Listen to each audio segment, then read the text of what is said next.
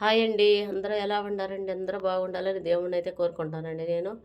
ఈరోజు శనివారం రోజండి. శనివారం రోజు పొద్దున్నైతే ముగ్గు ఇలా వేసేసుకున్నాను. ముగ్గు లేకుండా దీపారాధన అయితే చేయకూడదు.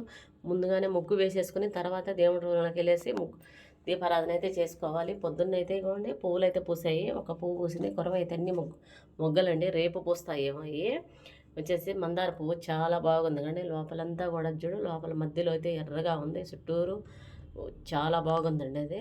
ఈ రోజైతే శనివారం రోజు మా వారే దీపారాధన చేసేసి దేవుడికి అయితే పూజ అయితే చేసేసారు.